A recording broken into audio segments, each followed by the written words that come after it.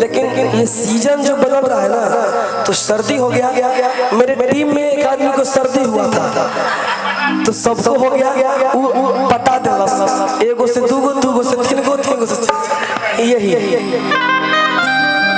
हम कहनी बाबू दूर रहो, लेकिन क्या करब, सर्दी दियो से मैं धो लिया, लेकिन माई के कृपा बा कोनो बात वही बड़ा साथ देवे तो एगो मुंह खड़ा होकर बात कि तोहरा शादी के कोनो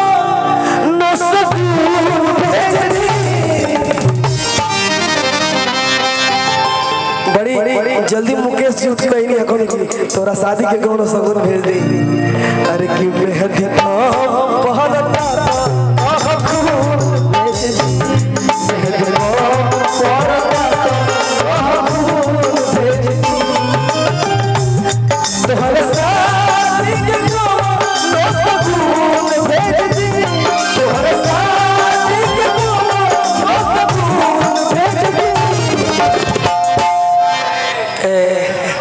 खंबा मत धरा, जौन धरे के बाद धरते नहीं खंबा धैला तो होई गिले जाए करे जा अरे हई करे जा निकाल के उससे पहले को बात कर रही है कि बोला आखिर नाम नहीं की रहे थी ना फर्क नहीं पड़ता है ना। वेरी गुड, एकदम हमसे कल साहब बात कीजिएगा तो रेगुलर कि बोल आखिर काहे ना तू वहां भाई बोल आखिर काहे खाती झूठा गिरिया तू खाई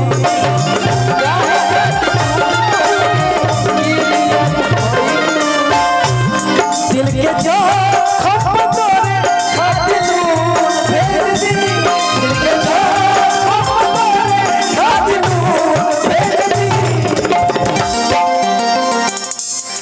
हम एगो धुआं बजाता यार भइल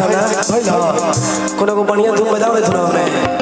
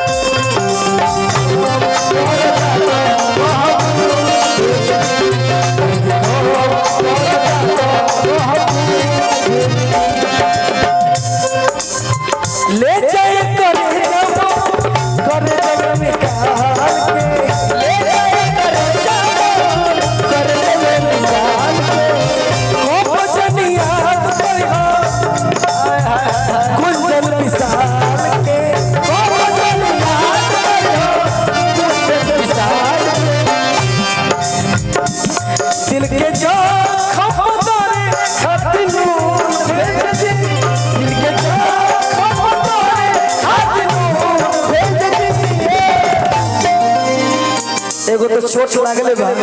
खून बहते बा, हाथ में नमक ल ऊपर छिड़क द रगड़ द कि औरी बुझाए हमरा दिल के जख्म करे खातिर नून भेज दी। मेहंदी कम पड़ता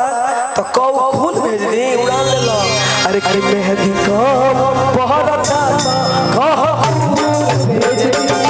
मेहंदी कम पड़ता